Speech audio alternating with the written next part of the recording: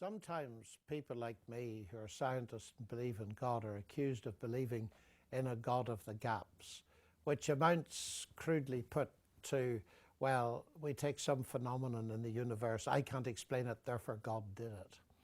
And it needs to be emphasized there that although gaps may be interesting, and we can come to those in a minute, the major evidence for God is not in what we don't understand, but in what we do understand. First of all, in the very fact we can do science. That, to my mind, is one of the great evidences of a divine mind behind the universe, as I argued earlier. And then it's the whole show. The heavens declare the glory of God is the way the Hebrew poet put it. And that would be my initial reaction.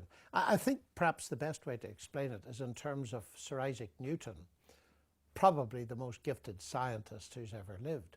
When he discovered his law of gravitation, he didn't say, now I understand how the planets move, so I don't need God. Not at all. In fact, the more he understood, the more he worshipped God who'd done it that clever way. So he wasn't believing in a God of the gaps. I can't explain it, therefore God did it. He was saying, I can explain it to a certain extent. And these explanations are so wonderful and they can be compressed so brilliantly into mathematical formulae that that is evidence of God. It was Kepler who first of all suggested the planets moved in ellipses, that said that it was so wonderful that God had revealed the way things worked and that we could describe them in the language of mathematics. And then he talked about thinking God's thoughts after him. All of these people, their worship for God and their admiration and faith in God was increased by what they understood, not by what they didn't understand. Now, of course, there is a residue of something to be said about these gaps. I would want to, possibly because I'm an Irishman, distinguish between two kinds of gap. There's the bad gap, that is, at a certain stage in science we can't explain it, but then as science develops we will be able to explain it. I call those bad gaps. But then there could just be gaps in knowledge that are widened by science or increased by science. And one of those, which I discuss in detail in my book, has to do with the origin of life.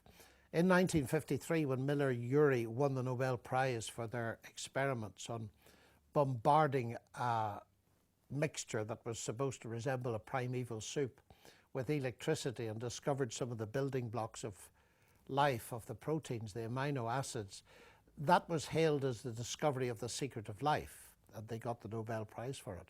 But we're now over 50 years later, and the difficulties seem much greater because at that time they didn't know of the digital nature of life as reflected in the DNA code. So that there, it would seem to me, is a gap that's being revealed by science.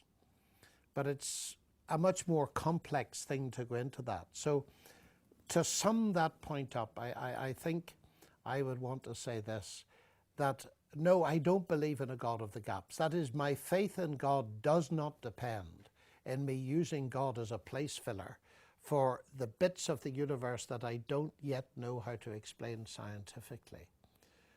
As far as science goes, in terms of the evidence that science gives pointing towards God, I would want to say it's the science I do understand that points me towards God, not the science I don't.